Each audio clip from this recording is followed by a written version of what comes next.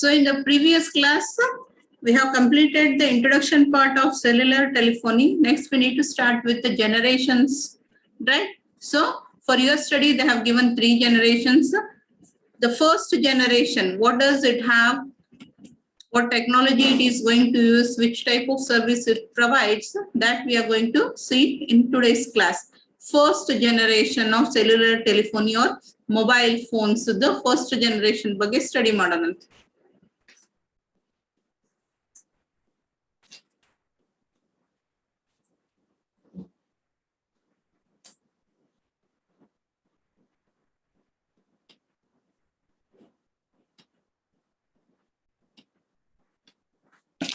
Board ಮೇಲೆ ಬರ್ತಿರೋದು ಎಲ್ಲರಿಗೂ ಕಾಣಿಸ್ತದಲ್ಲ? Is it visible?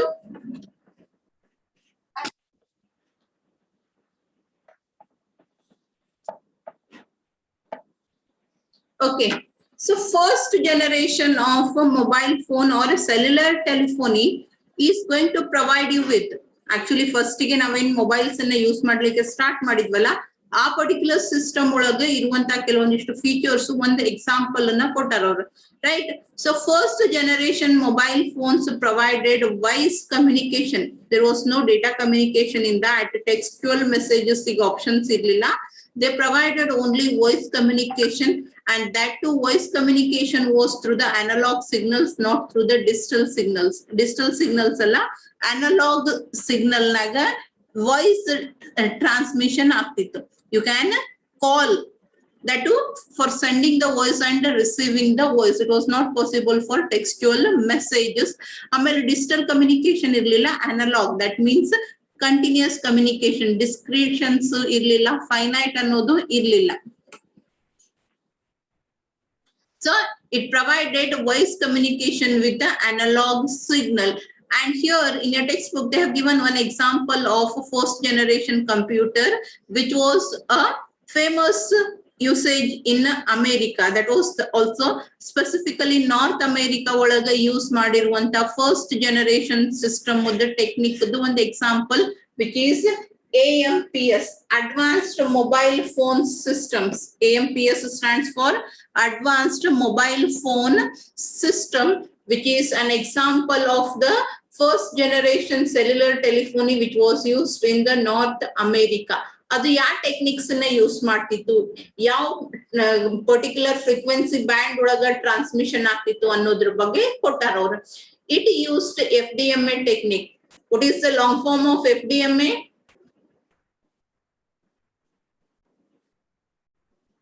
What is the long form of FDMA and how does it work? You have already learned it in the data communication. FDMA ಯಾವ ರೀತಿ work ಆಗ್ತೈತಿ, FDMA ಅಂದ್ರೆ ಏನು, ಅದರದ್ದು long form ಏನು?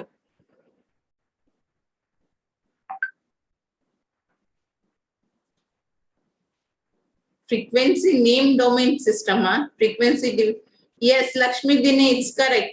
Frequency division multiple access. Okay, how does it work? Frequency division multiple access antandra, it is one of the MAC protocol. So how does that protocol work?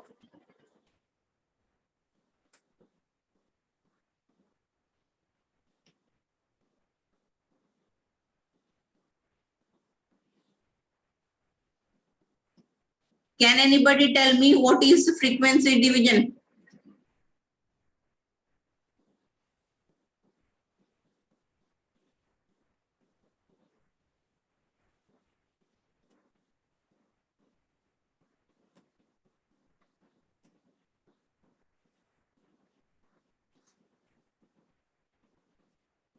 Dividing frequency band, the amount of frequency divided for multiple users of system. Yes, so that's the correct answer. Some of you are giving it, sending me the text message. What do you mean by frequency division multiple access? ಅವ್ರೇನ್ ಒಂದ್ 5-6 ಮಂದಿ answer ಕಳಿಸ್ತಾರ, ಅಷ್ಟೇ ಮಂದಿ ಕಳಿಸ್ತಾರ. ಉಳಿದವ್ರ ಕ್ಲಾಸಿಗೆ ಎದಕ್ ಬರ್ತಿರೋ ಗೊತ್ತೇ ಆಗೋದು ನಂಗೆ ಇನ್ನೂ ತನಕ. ಆದ್ರು ಯಾವ್ದಕ್ಕೂ ಆನ್ಸರ್ ಮಾಡಂಗಿಲ್ಲ, ತಿಳಿದೈತೇನಂತಂದ್ರ ಇವನ್ ಕೈನು ಎತ್ತಂಗಿಲ್ಲ, ಎಸ್ಸು ಇಲ್ಲ, ನೋನು ಇಲ್ಲ. You are like a dummy, ಸುಮ್ನೆ ತಂದು ಇಟ್ಕೊಂಡು ಕುಂತಂಗಾಗಿತ್ತು ಕ್ಲಾಸ್ನಾಗ. Frequency division multiple access means available frequency will be divided into separate channels so that multiple people can make use of the available frequency. ಒಂದು channel ಅದ್ರ ಒಬ್ಬರೇ use ಮಾಡ್ಕೊಳಿಕ್ಕೆ ಬರ್ತೈತಿ ಅಂತ ಹೇಳಿ ಏನ್ ಮಾಡ್ತಾರ, available frequency will be divided into separate bands and each user is allocated with separate band. ಅದಕ್ಕೆ ನಾವು ನಿನ್ನೆಕ್ಕೆ ಕಲ್ತ್ವಿ ನೋಡ್ರಿ, whenever you dial a number, ಅವಾಗ ನಾವೇನ್ ಮಾಡ್ತೇವಿ, ಅಲ್ಲಿ ಇರುವಂತ ಬ್ಯಾಂಡ್, ಒಂದು ಬ್ಯಾಂಡ್ ಇರ್ತೈತಿ, every cell will be given with its own frequency. But ಆ ಫ್ರೀಕ್ವೆನ್ಸಿನ ಏನ್ ಮಾಡಿರ್ತಾರೆ, ಸಬ್ ಚಾನಲ್ಸ್ ಆಗಿ ಡಿವೈಡ್ ಮಾಡಿರ್ತಾರೆ. ನಮಗ್ ಯಾವ್ದು ಸೂಟ್ ಆಗ್ತೈತಿ, ಯಾವ್ದೊಳಗ ಹೈ ಸಿಗ್ನಲ್ ಐತಿ, ಅದನ್ನ ಹುಡುಕೊಂಡು through that channel the number will be sent to the base station. Same way here also FDMA, frequency division multiple access technique was used ಅನ್ಬೇಕು. ಯಾಕಂದ್ರೆ ಈಗ ಸದ್ಯಕ್ಕೆ ನಾವು ಫಸ್ಟ್ ಜನರೇಷನ್ ಯೂಸ್ ಮಾಡ್ಲಿಕ್ಕತ್ತಿಲ್ಲ. We are in the 6th generation at present. India ಒಳಗ 6th ಒಳಗದೇವಿ. Some of the countries they are using the 7th generation, right? So FDMA was used in a first generation, that is frequency division multiple access. Available frequency na separate channels ಆಗಿ divide ಮಾಡಿ single user ಗೆ ಒಂದೊಂದು channel ಅನ್ನ communication ಗೆ allocate ಮಾಡ್ತಿದ್ರು. ಆ band ಏನು specific band ಕೊಟ್ಟಿದ್ರಲ್ಲ, it was not its own. ನಾನ್ ಫಸ್ಟ್ ಡೇಟಾ ಕಮ್ಯುನಿಕೇಶನ್ ಹೇಳಕತ್ತಾಗಿಂದ ಹೇಳಿಕತ್ತೀನಿ, ಇದಾಗ ಟೆಲಿಫೋನು ವೈಫೈಗೆ ನಮ್ದೇ ಆದಂತ ಸಪರೇಟ್ ಬ್ಯಾಂಡ್ ಅವೈಲೇಬಲ್ ಇಲ್ಲ. They are making use of someone else's, ಯಾವ್ದೋ ಬೇರೆದವರು ಆಪ್ಷನ್ ನಾಗ ಪೇ ಮಾಡಿ ತಗೊಂಡಿರುವಂತ ಬ್ಯಾಂಡ್ ಒಳಗ ಅನ್ಯೂಸ್ಡ್ ಪಾರ್ಟ್ ಅನ್ನ ಇವ್ರು ಯೂಸ್ ಮಾಡ್ಕೊಳಿಕತ್ತಾರ. So which frequency band they are using? 800 megahertz band ಅನ್ನ ಅವ್ರು ಯೂಸ್ ಮಾಡ್ತಾರೆ. ಆ ಫ್ರೀಕ್ವೆನ್ಸಿ ರೇಂಜ್ ಒಳಗ ಅನ್ಯೂಸ್ಡ್ ಪಾರ್ಟ್ಸ್ ಅನ್ನ ಯೂಸ್ ಮಾಡ್ಕೊಂತಾರೆ. ಅದು ಯಾರಿಗೆ ಅಲೋಕೇಟೆಡ್ ಅದ? It is actually for ISM purpose, industry, scientific and medical purpose ಗೆ ಇರುವಂತ ಬ್ಯಾಂಡ್ ಒಳಗ ದೇ ಆರ್ ಮೇಕಿಂಗ್ ಯೂಸ್. ಯಾವ್ದು ಫಸ್ಟ್ ಜನರೇಷನ್ ಕಂಪ್ಯೂಟರ್ ಏನದಲ್ಲ, ಸಾರಿ ಫಸ್ಟ್ ಜನರೇಷನ್ ಮೊಬೈಲ್ಸ್ ಏನದಾವಲ್ಲ, they were using 800 megahertz frequency band which was allocated for industry, medical and scientific purpose. ಒಳಗಿಂದ 800 megahertz band ಅನ್ನ first generation mobile phones ಅಥವಾ first generation cellular telephony use ಮಾಡ್ಲಿಕ್ಕತ್ತಿತ್ತು. And that particular frequency band was divided into mainly ಎರಡು band, ಒಂದು forward, ಇನ್ನೊಂದು reverse ಅಂತೇಳಿ ಎರಡು channels ಆಗಿ ಮಾಡಿದ್ವಿ. Forward in the sense it was for communication between the base station to mobile station. Base station ಇಂದ mobile station ಗೆ ನೀವು ಫುಲ್ ಡ್ಯೂಪ್ಲೆಕ್ಸ್ ಹಾಫ್ ಡ್ಯೂಪ್ಲೆಕ್ಸ್ ಕಲ್ತೀರಿ, ನೆನಪೈತೋ ಇಲ್ವೋ ಗೊತ್ತಿಲ್ಲ ನನಗೆ. The communication will be between a mobile station and base station. Base station ಇಂದ mobile station ಗೆ ಹೋಗ್ಲಿಕ್ಕೆ ಒಂದು ಅಂದ್ರೆ full fledged, it was a full duplex. ಎರಡು ಸಪರೇಟ್ ಚಾನಲ್ಸ್ ನೇ ಯೂಸ್ ಮಾಡೋದ್ರಿಂದ ಈ ಎರಡು ಕಡೆಯಿಂದ ಕಮ್ಯುನಿಕೇಶನ್ ಅಟ್ ಅ ಟೈಮ್ ಆಗೋ ಚಾನ್ಸಸ್ ಇರ್ತಾವ. So base station to mobile station ಏನ ನಾವು ಕಮ್ಯುನಿಕೇಟ್ ಮಾಡ್ತೇವಲ್ಲ, ಅದಕ್ಕೆ ಯೂಸ್ ಮಾಡುವಂತ ಚಾನಲ್ ಗೆ ಫಾರ್ವರ್ಡ್ ಚಾನಲ್ ಅಂತ ಕರೀತಾರ. ಅದೇ ರೀತಿಯಾಗಿ ಮೊಬೈಲ್ ಸ್ಟೇಷನ್ ಇಂದ ಬೇಸ್ ಸ್ಟೇಷನ್ ಗೆ ಏನಾದ್ರೂ ಟ್ರಾನ್ಸ್ಫರ್ ಮಾಡ್ಬೇಕಾಗಿತ್ತು ಅಂದ್ರೆ we are going to make use of another channel which is called as reverse channel. Base station ಇಂದ ಮೊಬೈಲ್ ಸ್ಟೇಷನ್ ಗೆ ಫಾರ್ವರ್ಡ್ ಕಮ್ಯುನಿಕೇಶನ್ ಚಾನಲ್ ಅನ್ನ ಯೂಸ್ ಮಾಡ್ತೀವಿ. ಮೊಬೈಲ್ ಸ್ಟೇಷನ್ ಇಂದ ಬೇಸ್ ಸ್ಟೇಷನ್ ಗೆ ರಿವರ್ಸ್ ಕಮ್ಯುನಿಕೇಶನ್ ಚಾನಲ್ ಅನ್ನ use ಮಾಡ್ತಾರೆ. This channel was allocated separate frequency band and this channel was allocated separate frequency band.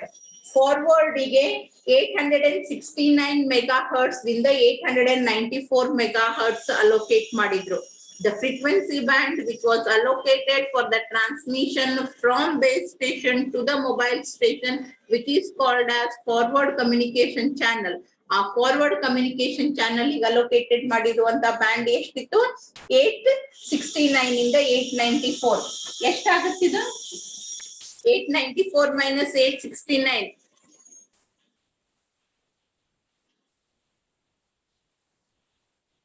No, it is only for analog.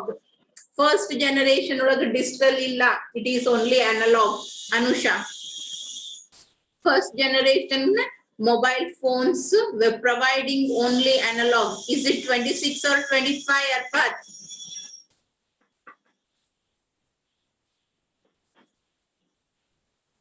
Yes, 25 megahertz band in the range of 869 to 894 was provided for the forward communication channel. ಯಾವಾಗಾದ್ರೂ base station ಗೆ mobile station ಗೆ ಏನಾದ್ರೂ transfer ಮಾಡ್ಬೇಕಾಗಿತ್ತು ಅಂದ್ರ ಅವಾಗ ಈ particular channel ಅನ್ನ use ಮಾಡ್ಕೊಂತಿತ್ತು. ಅದೇ ರೀತಿಯಾಗಿ reverse From a mobile station to base station communication ಗೆ ಕೂಡ they provided 25 megahertz band. ಎಷ್ಟು 25 megahertz ಬ್ಯಾಂಡ್ ಅನ್ನೇ ಕೊಟ್ಟಿದ್ರು, and that was in the range of 824 to 849 megahertz. It was in the range of 824 to 849 megahertz. Same ಅದೇ 800 megahertz band ಒಳಗಿಂದೆ ಅರ್ಧನ 125 megahertz ಅನ್ನ forward communication channel ಗೆ ಕೊಟ್ಟಿದ್ರು, 25 megahertz ಅನ್ನ reverse communication channel ಗೆ provide ಮಾಡಿದ್ರು. I'll show you a figure.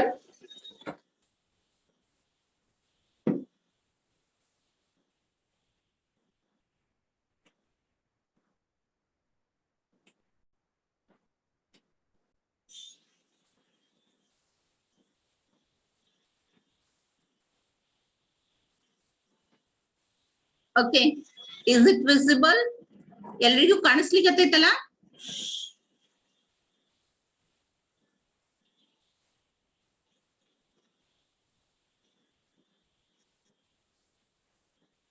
Okay.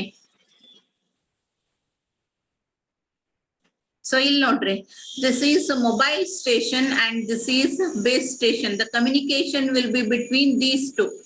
Whenever the data has to be transmitted from base station to mobile station, base station ದಿಂದ mobile station ಗೆ transfer ಮಾಡಬೇಕಾಗಿತ್ತು ಅಂದ್ರೆ ಏನ್ ಯೂಸ್ ಮಾಡ್ತೇವೆ ನಾವು?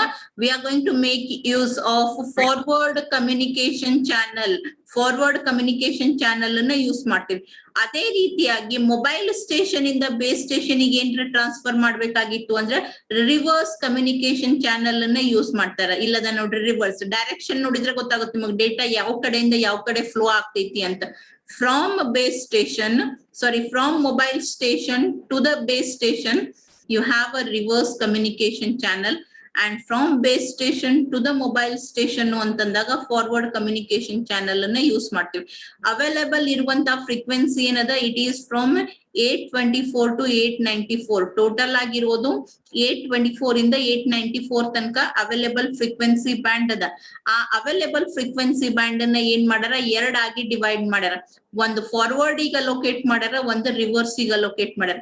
ಫಾರ್ವರ್ಡ್ ಈಗ ಲೊಕೇಟ್ ಮಾಡಿರೋದು ಎಷ್ಟದ, it is in the range of 869 to 894. ಇದು ಫಾರ್ವರ್ಡ್ ಅಲೋಕೇಟೆಡ್. ಇದು ರಿವರ್ಸ್ ಈಗ ಲೊಕೇಟ್ ಆಗಿದ್ದು 824 to 849. That is total of 25 megahertz is allocated for forward and 25 megahertz is allocated for reverse communication channel. At 25 megahertz in available adala, within that 25 megahertz they have divided into 832 channels. In madarora 832 channels agi divide ಮಾಡ್ಕೊಂಡಾರ. ಆ 832 channels ನ ಒಬ್ರೇ service provider ಗೆ ಕೊಟ್ಟಿಲ್ಲ. It is being shared. ಒಂದು ಸೆಲ್ಲಿಗೆ ಅವ್ರ ಏನ್ ಮಾಡ್ಯಾರ, 832 ನ ಪೂರ್ತಿಯಾಗಿ ಕೊಟ್ಟಿಲ್ಲ. Instead of that what they said is, it's better you make use of 2 cells. ಇಲ್ಲಿ ಕೊಟ್ಟಾರ ನೋಡ್ರಿ, each band is divided into 832 channels. Available band ಎಷ್ಟದ, forward ಅದ 25, ರಿವರ್ಸ್ ಅದ 25 megahertz ಅದ. ಆ 25 megahertz ನ 832 channels ಆಗಿ ಡಿವೈಡ್ ಮಾಡ್ಕೊಂಡಾರ. And 2 providers can share an area, which means ಇದನ್ನ ಇಬ್ರು ಶೇರ್ ಮಾಡ್ಕೊಂತಾರೆ. ಡಿವೈಡೆಡ್ ಬೈ 2 ಮಾಡಿದ್ರೆ ಎಷ್ಟು ಬರ್ತೈತಿ, 416.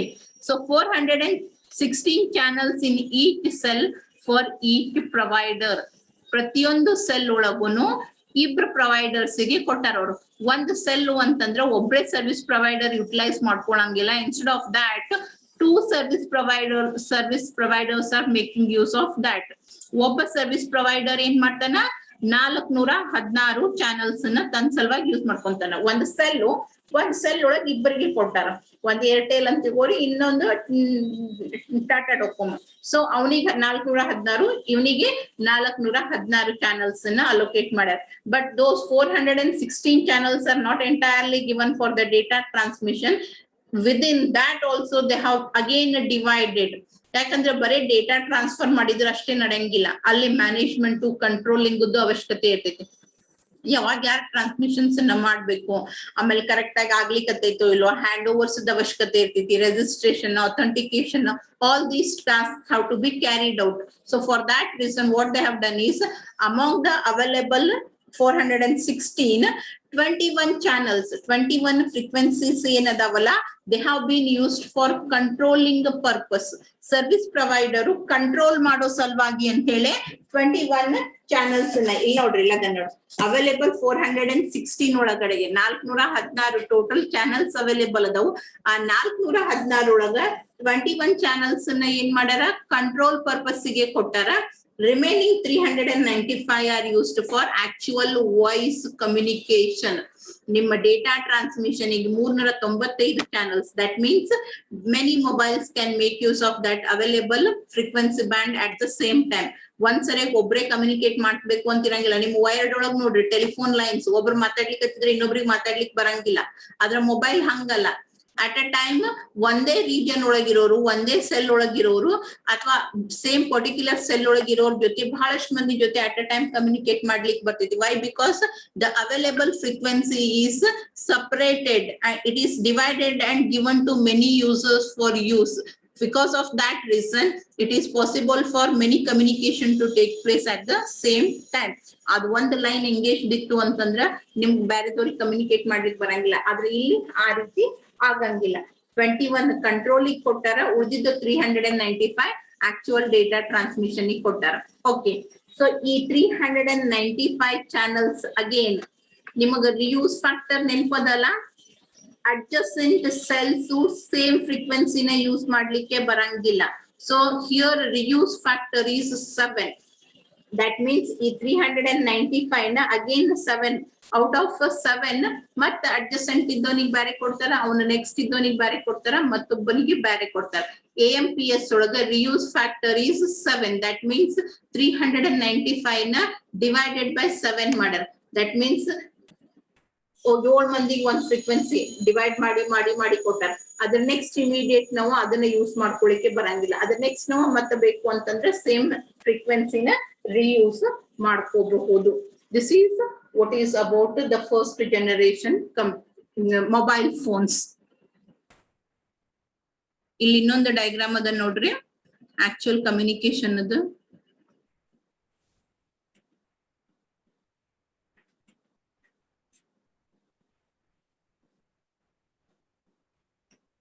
Okay, what we saw is how the divisions are done. You know, data channels ಅನ್ನ ಡಿವೈಡ್ ಯಾವ ರೀತಿ ಮಾಡ್ಕೊಂಡೇವಿ ಅನ್ನೋದ್ರ ಬಗ್ಗೆ ಕಲ್ತ್ವಿ. ಈಗ ನೆಕ್ಸ್ಟ್ ಆಕ್ಚುಯಲ್ ಡೇಟಾ ಟ್ರಾನ್ಸ್ಮಿಷನ್ ಆಗ್ಬೇಕಲ್ಲ, ಚಾನಲ್ ಅಲೋಕೇಶನ್ ಆಯ್ತು, ಕಂಟ್ರೋಲಿಗೆ ಇಷ್ಟು ಚಾನಲ್ಸ್, ಅದಕ್ಕೆ ಇಷ್ಟು ಚಾನಲ್ಸ್ ಅಂತ ಹೇಳಿ ಎಲ್ಲಾ ಕೊಟ್ಟೇವಿ. Okay, now we need to transfer the data. ಇದು 832 ಚಾನಲ್ಸ್ ಒಳಗ ಇಬ್ರು ಸರ್ವಿಸ್ ಪ್ರೊವೈಡರ್ಸ್ ಗೆ ಡಿವೈಡ್ ಮಾಡಿ ಕೊಟ್ಟೇವಿ. ದಟ್ ಈಸ್ ಒಬ್ಬರಿಗೆ 400, ಒಬ್ಬರಿಗೆ 400. ಆ 400 ಪ್ಲಸ್ ಒಳಗ 416 ಒಳಗಡೆಗೆ you have 21 channels for control and remaining for data transmission. ಇದೆಲ್ಲ ಕಮ್ಯುನಿಕೇಶನ್ ಸೆಟಪ್ ಆಯ್ತು. Next when you are actually transferring the data, ಯಾವಾಗ ನೀವು ವಾಯ್ಸ್ ಕಾಲ್ ಅನ್ನ ಪ್ಲೇಸ್ ಮಾಡ್ತೀರಿ ಅವಾಗ ಟ್ರಾನ್ಸ್ಮಿಷನ್ ಯಾವ ರೀತಿ ಆಗ್ತೈತಿ.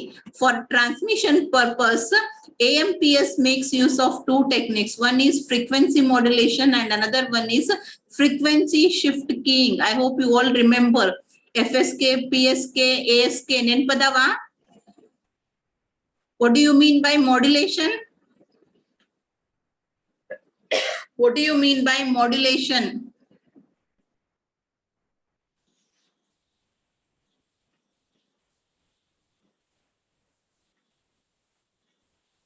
Yes, I'm asking a question. What do you mean by modulation?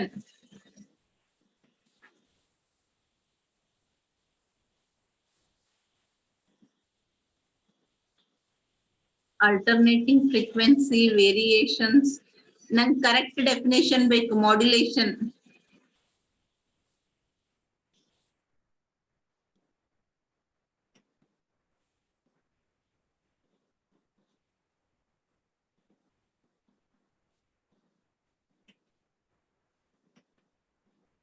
Converting analog signal to digital signal and vice versa. Yes, it is making modulation in the sense making the data that you are transferring suitable to that of the communication channel. Communication channel ಗೆ suit ಆಗೋ ರೀತಿ ನಿಮ್ಮ ಡೇಟಾನ, ನಿಮ್ಮ signals ಅನ್ನ convert ಮಾಡೋ ಪ್ರೊಸೀಜರಿಗೆ ಏನಂತ ಕರಿತೀವಿ, modulation ಅಂತ ಕರಿತೀವಿ. Amplitude shift keying, frequency shift ಕೀಯಿಂಗ್.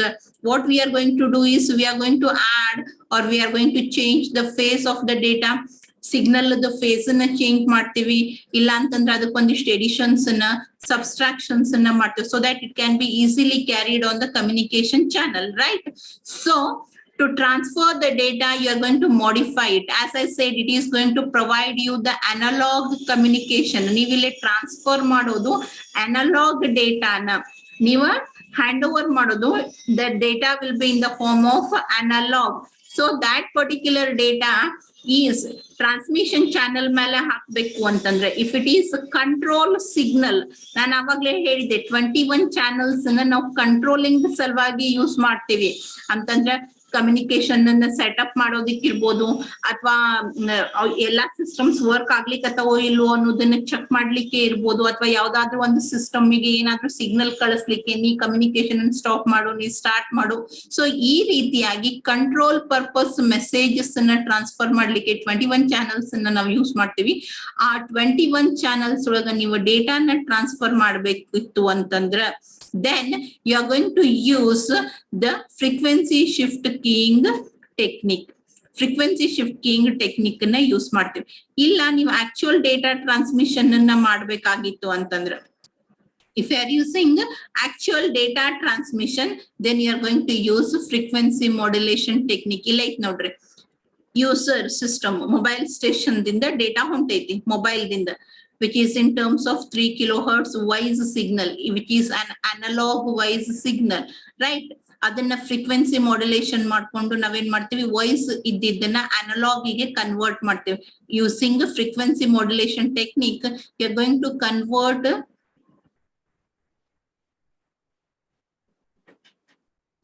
we are going to convert that voice signal. ಯಾಕಂದ್ರೆ ವಾಯ್ಸ್ ಸಿಗ್ನಲ್ ಅನ್ನ ಆಸ್ ಇಟ್ ಈಸ್ ನೀವು ಕಮ್ಯುನಿಕೇಶನ್ ಚಾನೆಲ್ ಮೇಲೆ ಕ್ಯಾರಿ ಮಾಡ್ಲಿಕ್ಕೆ ಆಗಂಗಿಲ್ಲ. So for that purpose your voice signal, which is 3 kilohertz, will be converted into 30 kilohertz analog signal using frequency modulation technique. Frequency modulation technique ಅನ್ನ use ಮಾಡ್ಕೊಂಡು ನಿಮ್ಮ voice signal ಅನ್ನ analogue signal ಗೆ convert ಮಾಡಿ communication channel ಮೇಲೆ ಹಾಕ್ತೈತಿ. Communication channel ನಿಮ್ಗೆ ಏನ್ available frequency band ಅದಲ್ಲ, ರಿವರ್ಸ್ ಗೆ ಆ ಕಮ್ಯುನಿಕೇಶನ್ ಚಾನೆಲ್ ಬ್ಯಾಂಡ್ ಅದ ಮೇಲೆ ಹಾಕ್ತಾರೆ. It is between 364 to 869 to 894 available band ಒಳಗ್ ಮತ್ತೆ ಏನ್ ಮಾಡ್ಯಾರ, 25 ಚಾನೆಲ್ಸ್ ಆಗಿ ಮಾಡ್ಯಾರ. ಆ 25 ಚಾನೆಲ್ಸ್ ಒಳಗ ಯಾವ್ದಾದ್ರು ಒಂದು ಬ್ಯಾಂಡ್ ಮೇಲೆ ಏನ್ ಮಾಡ್ತೈತಿ, it is going to put. ಅದೇ ನೀವು ಕಂಟ್ರೋಲ್ ಸಿಗ್ನಲ್ಸ್ ನ ಟ್ರಾನ್ಸ್ಫರ್ ಮಾಡ್ಲಿಕ್ಕತ್ತಿದ್ರಿ ಅಂತಂದ್ರೆ, your control signals will be in the capacity of 10 kbps, 10 kilobytes. ಅದನ್ನ frequency shift keying ಯೂಸ್ ಮಾಡ್ಕೊಂಡು again it will be converted into 30 kilohertz. ಯಾಕಂದ್ರೆ ಅವೈಲೇಬಲ್ ಫ್ರೀಕ್ವೆನ್ಸಿ ಈಕ್ವಲ್ ಆಗಿ distribute ಮಾಡಿರ್ತಾರ. If you remember, frequency division multiple access ಅಂತಂದ್ರೆ ಎಲ್ಲಾರ್ಗು equal frequency band ಅನ್ನ allocate ಮಾಡಿರ್ತಾರ. Total ಎಷ್ಟದಾವು, ಇಟ್ ಈಸ್ ಅರೌಂಡ್ 416 ಒಳಗ ಎಷ್ಟು 21 ಹೋದ್ರೆ 395 ಚಾನಲ್ಸ್ ಆಗಿ ಕನ್ವರ್ಟ್ ಮಾಡ್ಕೊಂಡಿರ್ತೇವೆ. ಪ್ರತಿಯೊಂದು ಚಾನಲ್ ಅದು ಕೆಪಾಸಿಟಿ ಸೇಮ್ ಇರ್ತೈತಿ. 395 ಡೇಟಾ ಕೆಪಾಸಿಟಿ ಅದ, ಇನ್ನು ಉಳಿದಿರುವಂತ 21 ಏನದಲ್ಲ, it is for the control and each is of 25. ಈ ಅವೈಲೇಬಲ್ 25 ಮೆಗಾ ಹರ್ಟ್ಸ್ ಅನ್ನ ನಾವೇನ್ ಮಾಡಿವಿ, ಡಿವೈಡ್ ಮಾಡ್ಕೊಂಡಿವಿ. ಆ ಡಿವೈಡೆಡ್ ಮಾಡಿದಾಗ 25 ಮೆಗಾ ಹರ್ಟ್ಸ್ ಡಿವೈಡೆಡ್ ಬೈ 416 ಮಾಡಿದ್ರೆ ನಿಮಗ ಪ್ರತಿಯೊಂದಕ್ಕೂ ಎಷ್ಟು ಬರ್ತೈತಿ, 30 ಕಿಲೋ ಹರ್ಟ್ಸ್ ದಷ್ಟು ಫ್ರೀಕ್ವೆನ್ಸಿ ಅವೈಲೇಬಿಲಿಟಿ ಇರ್ತೈತಿ. ಸಿ 1 2 3 ಈ ರೀತಿಯಾಗಿ it is being divided into how many, it is being divided into 832 channels, and in that 832 channels 416 for one service provider and 416 for another service provider. ಒಬ್ಬ service provider ಗೆ 416 channels, ಇನ್ನೊಬ್ಬ service provider ಗೆ 416. ಆ 416 ಒಳಗ್ ಮತ್ತೆ 2 divisions, 295 data ಟ್ರಾನ್ಸ್ಮಿಷನ್ಗೆ, 21 ಕಂಟ್ರೋಲಿಂಗಿಗೆ ಒಬ್ಬ service provider. ಇನ್ನೊಬ್ಬ ಸರ್ವಿಸ್ ಪ್ರೊವೈಡರ್ನಾಗ same for 395 for data and 21 for control. So in this way it is being divided. This is all about first generation mobile or cellular telephony. I just refresh it what I have explained. First generation antandre we are going to use only analog signals, and that too only for voice communication. ಬರೇ analog transmission, ಅದು voice ಮದನ್ ಬಿಟ್ ಮತ್ತೇನು transfer ಮಾಡ್ಲಿಕ್ಕೆ ಆಗಂಗಿಲ್ಲ. ಅದ್ರೊಳಗಿಂದ ಒಂದ್ example AMPS, advanced mobile phone system. ಇದು ಏನ್ ಟೆಕ್ನಿಕ್ ಅನ್ನ ಯೂಸ್ ಮಾಡ್ತೈತಿ, ಅವೈಲೇಬಲ್ ಚಾನಲ್ಸ್ ಅನ್ನ ಡಿವೈಡ್ ಮಾಡಿ ಯೂಸರ್ಸ್ ಗೆ ಅಲೋಕೇಟ್ ಮಾಡ್ತೈತಿ. That means it is going to use frequency division multiple access. Available frequency band ಅನ್ನ ಸಬ್ ಬ್ಯಾಂಡ್ಸ್ ಆಗಿ ಡಿವೈಡ್ ಮಾಡಿ ಯೂಸರ್ಸ್ ಗೆ ಅಲೋಕೇಟ್ ಮಾಡೋದು, so that multiple users can access the communication channel at the same time. ಬಹಳಷ್ಟು ಮಂದಿ ಒಂದೇ ಟೈಮಿಗೆ communication channel ಅನ್ನ ಆಕ್ಸೆಸ್ ಮಾಡ್ಕೊಳ್ಳಿ ಅಂತೇಳಿ ಅವೈಲೇಬಲ್ ಫ್ರೀಕ್ವೆನ್ಸಿನ ಡಿವೈಡ್ ಮಾಡಿ ಕೊಟ್ಟಿರ್ತೇವೆ. ಎಷ್ಟದ frequency available? It is 25 megahertz for forward communication and 25 megahertz for reverse communication. Base station ದಿಂದ ಮೊಬೈಲ್ ಸ್ಟೇಷನ್ ಹೋಗ್ಲಿಕ್ಕೆ ಒಂದು ಚಾನಲ್, ಅದಕ್ಕೆ 25 megahertz ಅಲೋಕೇಟ್ ಮಾಡ್ಯಾರ. ಅದೇ ರೀತಿಯಾಗಿ ಮೊಬೈಲ್ ಸ್ಟೇಷನ್ ದಿಂದ ಬೇಸ್ ಸ್ಟೇಷನ್ ಕಮ್ಯುನಿಕೇಟ್ ಮಾಡ್ಬೇಕು ಅಂತಂದ್ರೆ reverse channel, and that is being allocated with 25 megahertz. Clear? Channels ಏನಾಗ್ಯವ? 2 ಚಾನಲ್ಸ್, ಒಂದು ಫಾರ್ವರ್ಡ್ ಒಂದು ರಿವರ್ಸ್, ಒಂದು ಹೋಗ್ಲಿಕ್ಕೆ ಒಂದು ಬರ್ಲಿಕ್ಕೆ. ಹೋಗಾಕ್ 25, ಬರಾಕ್ 25 megahertz ನ ಕೊಟ್ಟಾರ. ನಾವು frequency division multiple accessing use ಮಾಡ್ಲಿಕ್ಕೆ, that means that 25 megahertz has to be divided. ಆ 25 megahertz ನ ಏನ್ ಮಾಡ್ಯಾರ, 832 ಚಾನಲ್ಸ್ ಸ್ಲೈಸಸ್ ಆಗಿ ಡಿವೈಡ್ ಮಾಡ್ಯಾರ. 832 ಸ್ಲೈಸಸ್ ಆಗಿ ಡಿವೈಡ್ ಮಾಡಿದಾಗ ಪ್ರತಿಯೊಂದು ಸ್ಲೈಸ್, ಪ್ರತಿಯೊಂದು ಚಾನಲ್ ಏನದಲ್ಲ, ಇಟ್ ಈಸ್ ಆಫ್ 30 kilohertz. ಒಂದೊಂದು ಚಾನಲ್ 30 kilohertz ಐತಿ. 832 ಚಾನಲ್ಸ್ ಒಬ್ಬ ಸರ್ವಿಸ್ ಪ್ರೊವೈಡರ್ ಗೆ ಅಂತಂದ್ರೆ ಬಹಳ ಆಗ್ತಾವ, ರೈಟ್? ಸೊ ಅದ್ರ ಸಲುವಾಗಿ ಏನ್ ಮಾಡ್ಯಾರ, ಯಾಕಂದ್ರೆ ಆ 832 ಏನದಾವು, ರಿವರ್ಸ್ ಒಳಗೂ ಅದ, ಹೋಗುದ್ರೊಳಗೂ ಅದ, ಬರುದ್ರೊಳಗೂ ಅದ. ದಟ್ ಮೀನ್ಸ್ ಡಬಲ್ ಆಗ್ತೈತಿ ಟೋಟಲ್ ಕಮ್ಯುನಿಕೇಶನ್ ಗೆ. ಅದ್ರ ಸಲುವಾಗಿ ಅಂತ ಹೇಳಿ ಏನ್ ಮಾಡಿದ್ರು, ಶೇರ್ ಮಾಡ್ಕೋರಿ ಅಂತ ಹೇಳಿದ್ರು ಇಬ್ರು ಸರ್ವಿಸ್ ಪ್ರೊವೈಡರಿಗೆ. ಸೊ ಇಬ್ರು ಸರ್ವಿಸ್ ಪ್ರೊವೈಡರ್ ಅಂದ್ರೆ 832 ಅರ್ಧ ಮಾಡಿ ಕೊಟ್ಟಾರ, 416, 416. ಒಬ್ಬ ಸರ್ವಿಸ್ ಪ್ರೊವೈಡರ್ 416 ಯೂಸ್ ಮಾಡ್ತಾನ, ಒಬ್ಬ ಸರ್ವಿಸ್ ಪ್ರೊವೈಡರ್ 416 ಚಾನಲ್ಸ್ ನ ಯೂಸ್ ಮಾಡ್ತಾನೆ. ಮತ್ ಆ 416 ಪೂರ್ತಿಯಾಗಿ ನಿಮ್ಮ ಕಮ್ಯುನಿಕೇಶನ್ ಏನೇ ಯೂಸ್ ಮಾಡ್ಕೋಬೇಡ್ರಿ, ಮೇಂಟೆನೆನ್ಸ್ ಮ್ಯಾನೇಜ್ಮೆಂಟ್ ಅಂತ ಹೇಳಿನೂ ಕೆಲಸ ಇರ್ತೈತಿ ಅಂತ ಹೇಳಿ ಅದ್ರೊಳಗೆ 21 ಚಾನಲ್ಸ್ ನ ಏನ್ ಮಾಡ್ಯಾರ, ಕಂಟ್ರೋಲ್ ಪರ್ಪಸ್ ಗೆ ಕೊಟ್ಟಾರ. ಉಳಿದಿದ್ದು 395 ನ ಆಕ್ಚುಯಲ್ ಡೇಟಾ ಟ್ರಾನ್ಸ್ಮಿಷನ್ ಗೆ ಕೊಟ್ಟಾರ. Okay, next when you are transferring the ಡೇಟಾನ ನೀವು ಹೆಂಗ್ ಕೊಡ್ತೀರಿ? ನಾನ್ ಮಾತಾಡ್ತೀನಿ, ಅದೇ ಸೇಮ್ ಹೋಗಂಗಿಲ್ಲ. ಮೊಬೈಲ್ ನಾಗ ನಾ ಮಾತಾಡಿದ ತಕ್ಷಣ ಹಿಂಗೆ ಮಾತೇ ಟ್ರಾವೆಲ್ ಆಗಂಗಿಲ್ಲ, ಯಾಕಂದ್ರೆ communication channel cannot carry our voice signal. It has to be converted, modulation ಮಾಡ್ಬೇಕಾಗ್ತೈತಿ. ಸೊ ಅದ್ರ ಸಲುವಾಗಿ ಮಾಡ್ಯುಲೇಷನ್ ಗೆ ಏನ್ ಟೆಕ್ನಿಕ್ ಯೂಸ್ ಮಾಡ್ಯಾರ? If it is a control signal, then frequency shift keying is used for converting your control signal, which will be having the capacity of 10 kilobytes. That will be converted into 30 kilohertz. ಯಾಕಂದ್ರೆ ನಿಮ್ದು channel capacity ಎಷ್ಟದ, 30 kilohertz ಅದ. ಅಷ್ಟರದ್ದು ಆ ಸೈಜಿಗೆ ನೀವೇನ್ ಮಾಡ್ಬೇಕು, ಅದನ್ನ ದೊಡ್ಡದು ಮಾಡ್ಬೇಕು. So ಆ ರೀತಿ ಮಾಡೋ ಸಲುವಾಗಿ ಅಂತ ಹೇಳಿ ಫ್ರೀಕ್ವೆನ್ಸಿ ಶಿಫ್ಟ್ ಕೀಯಿಂಗ್ ಅನ್ನ ಯೂಸ್ ಮಾಡ್ತೀವಿ. We are changing the frequency, modifying the frequency by adding additional frequency to that one. ಅದೇ ನೀವು ಆಕ್ಚುಯಲ್ ಡೇಟಾ ಟ್ರಾನ್ಸ್ಮಿಷನ್ ಮಾಡ್ಲಿಕ್ಕತ್ತಿದ್ರಿ ಅಂದ್ರೆ your data will be in terms of voice signal. ಆ ವಾಯ್ಸ್ ಸಿಗ್ನಲ್ ಏನಿರ್ತೈತಿ 3 kilohertz ಇರ್ತೈತಿ. ಆ 3 kilohertz ನ 30 kilohertz ಗೆ ಕನ್ವರ್ಟ್ ಮಾಡಿ ಸೂಟೇಬಲ್ ಫಾರ್ಮ್ಯಾಟ್ ಗೆ ಕನ್ವರ್ಟ್ ಮಾಡೋ ಸಲುವಾಗಿ we are going to use frequency modulation technique. Frequency modulation ಅನ್ನ ಯೂಸ್ ಮಾಡಿ ನಿಮ್ಮ ವಾಯ್ಸ್ ಸಿಗ್ನಲ್ ಅನ್ನ ಅನಲಾಗ್ ಸಿಗ್ನಲ್ ಗೆ ಕನ್ವರ್ಟ್ ಮಾಡ್ತಾರೆ, and then it will be transmitted through the communication channel which is available. ಆ ಅವೈಲೇಬಲ್ ಏನ್ 395 ಅದಾವಲ್ಲ, ಅದ್ರೊಳಗೆ ಒಂದು ಚಾನಲ್ ನಾಗ ನಿಮ್ ಡೇಟಾ ಟ್ರಾನ್ಸ್ಫರ್ ಆಗ್ತೈತಿ, right? So this is about first generation mobile phones or first generation cellular telephony. Is it clear?